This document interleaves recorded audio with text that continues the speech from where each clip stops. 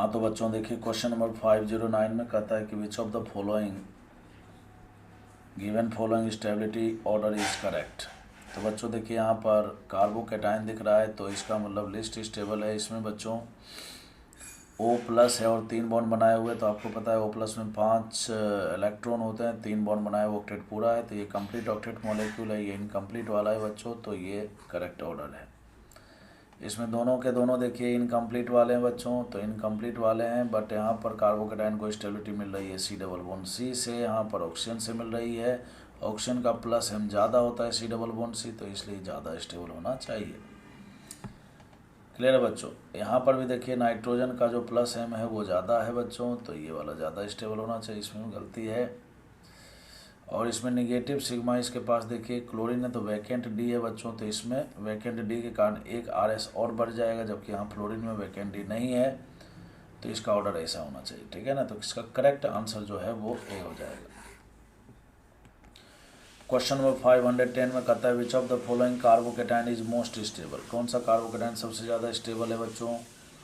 तो देखिए पॉजिटिव सब में प्रेजेंट है, पॉजिटिव के बाद ऑक्सीजन है, इसमें केवल यहीं से रेजोनेंस हो रहा है इसमें बच्चों, यहाँ के बाद यहाँ लार्ज कंजुगेशन दिख रहा है, इसमें और भी ज़्यादा लार्ज कंजुगेशन है, और इसमें केवल हाइपर कंजुगेशन हो रहा है। क्लियर बच्चों।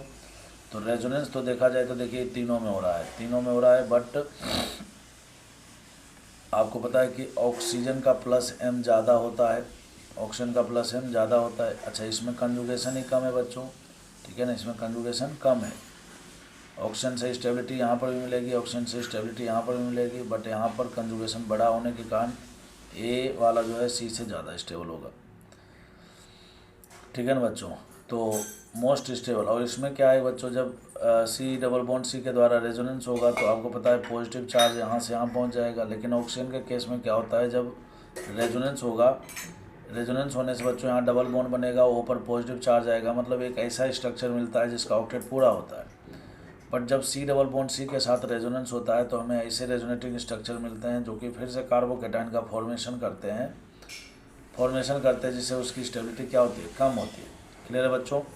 तो इसीलिए यहाँ पर A सबसे ज़्यादा स्टेबल है। कुल मिलाकर आपको ध्यान रखना है कि C डबल बॉन्ड C से भी कार्बोकैटायन को स्टेबिलिटी मिले और ऑक्सीजन से भी मिले तो ऑक्सीजन वाला ज़्यादा स्टेबल होता है। क्यों, कारण क्या याद रखोगे, कारण याद रखना है कि भाई ऑक्सीजन के द्वारा जब इलेक्ट्रॉन का डोनेशन होता है तो ऐसा RS बनता है जिसका ऑक्टेट पूरा होता है। क्वेश्चन नंबर 511 में कहता है विच कार्बोकैटायन इज मोस्ट स्टेबल। कौन सा कार्बोकैटायन सबसे ज़्यादा स्टेबल है। तो बच्चों जिसमें अल्फा सबसे ज़्यादा होगा, यहाँ पर 3 3 6 2 8 है, यहाँ पर देखिए 2 1 3 और 1 4 है बच्चों, यहाँ 4 है, यहाँ पर 8 है अल्फा H, यहाँ पर बच्चों देखोगे तो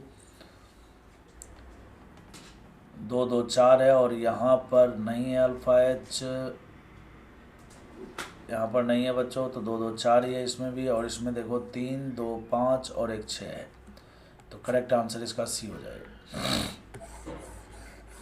क्वेश्चन नंबर 512 में कहता है मोस्ट स्टेबल कार्बोकैटायन से मोलेकुलर फॉर्मूला देकर के कंफ्यूज करने का कोशिश किया है। कोई दिक्कत की बात ही नहीं बच्चों, किसी में भी रेजोनेंस हो नहीं रहा है, इसलिए अल्फा H देखिए, अल्फा H यहाँ पर 2 है, अल्फा H 2, इसमें अल्फा H 3 और 2 5 है, इसमें अल्फा H बच्चों 3 3 3 9 है, यहाँ पर बच्चों 1 है, तो सबसे ज़्यादा अल्फा H C में, इसलिए C मोस्ट स्टेबल है। क्वेश्चन नंबर 513 में कहता है which of the following the most stable carbocation. Most stable जिसकी रेजोनेंस किसी में भी नहीं हो रहा है, इसका मतलब अल्फा H देख लीजिए, अल्फा H सबसे ज़्यादा बच्चों यहाँ पर है, 2 2 4 3 7 है, इसमें अल्फा H देखोगे तो 3 है, इसमें अल्फा H 4 है बच्चों, इसमें अल्फा H 4 है, और इसमें अल्फा H देखोगे तो आपको 1 मिलेगा। क्लियर है, तो सबसे ज़्यादा यही है, तो मोस्ट स्टेबल ये हो गया। Question number 514 which of the following carbocation is most stable. फिर से वही बात बच्चों, रेजोनेंस कहीं पर भी नहीं हो रहा है। अल्फा H देखिए, अल्फा H 3 है, यहाँ पर 3 3 6 है, यहाँ पर 9 अल्फा H है बच्चों, यहाँ पर 0 अल्फा H है, और इसमें 2 अल्फा H है, तो सबसे ज़्यादा अल्फा H यहीं पर है, तो सबसे ज़्यादा स्टेबल यही होगा। Question number 515 which of the following carbocation is least stable. फिर से देखिए यहाँ पर रेजोनेंस कहीं पर पहचानिए, नहीं है, तो अल्फ़ा एच देखिए, तो यहाँ पर बच्चों 3 है, यहाँ पर 6 है, यहाँ पर 9 है, यहाँ पर 0 है, यहाँ पर 4 है। सेम क्वेश्चन को रिपीट कर दिया गया है, बस इसको बदल दिया गया है। तो सबसे कम अल्फ़ा एच यहीं पर है बच्चों, तो डी सबसे ज़्यादा स्टेबल होगा। क्वेश्चन नंबर 516 में सम ऑफ अल्फ़ा हाइड्रोजन पूछा है बच्चों। तो देखिए इसमें अल्फ़ा हाइड्रोजन 9 है, इसमें बच्चों इथाइल को आप CH2 CH3 लिख दिया कीजिए, ठीक है ना। तो यहाँ पर देखोगे तो कार्बोकेटाइन के ठीक बगल वाला कार्बन यही है बच्चों, 2 अल्फ़ा हाइड्रोजन यहाँ पर, फिर ऐसे ही यहाँ पर भी लिखोगे तो 2 इधर आएगा, 2 इधर आएगा, तो टोटल 6 अल्फ़ा हाइड्रोजन होंगे। इसमें बच्चों एक यहाँ पर, एक यहाँ पर, एक यहाँ पर, तो 3 यहाँ पर, तो 9 + 6 + 3 15, 3 + 18 हो गया बच्चों। Now question number 517, which of the following carbocation is most stable. बच्चों कार्बोकेटाइन सब में है, बेंजीन रिंग सब में है, सबका प्लस का इफेक्ट देखिए, यहाँ पर +M लगाएगा, ये भी +M लगाएगा बच्चों, यहाँ पर +M लगेगा, और यहाँ पर बच्चों +H इफेक्ट लगेगा, ठीक है ना। तो सबसे ज़्यादा +M किसका है बच्चों यहाँ पर, तो O- का +M सबसे ज़्यादा है, इसलिए C सबसे ज़्यादा स्टेबल होगा। फिर उसके बाद बच्चों अगर ऑर्डर लिखे तो क्या होगा, तो C होगा, B होगा, फिर A होगा, और फिर उसके बाद D होगा, है ना। कहता है कि क्वेश्चन नंबर 518 में which of the following carbocation is highly unstable. Highly unstable देखिए यहाँ पर पाई सिग्मा पॉजिटिव रेजोनेंस होगा, यहाँ पर बच्चों हाइपर कंजुगेशन होगा, यहाँ पर पॉजिटिव चार्ज डबल बॉन्ड वाले कार्बन पर है, बट यहाँ पर ऑक्सीजन के साथ ये कंजुगेशन में है। देखिए पॉजिटिव सिग्मा लोन पेयर, यहाँ रेजोनेंस हो जाएगा, ठीक है ना बच्चों। और यहाँ पर देखिए पॉजिटिव सिग्मा पाई दिख तो रहा है कंजुगेशन, बट आपको पता है कि पाई बॉन्ड हमेशा ऑक्सीजन की तरफ शिफ्ट होता है, ठीक है ना, मोरियन एटम की तरफ शिफ्ट होता है। ये पाई इलेक्ट्रॉन का डीलोकलाइजेशन यहाँ पर नहीं हो पाएगा। लग रहा है कि रेजोनेंस होना चाहिए, बट यहाँ रेजोनेंस नहीं होगा। तो रेजोनेंस नहीं होगा तो ये क्या लगाएगा बच्चों, -I इफेक्ट।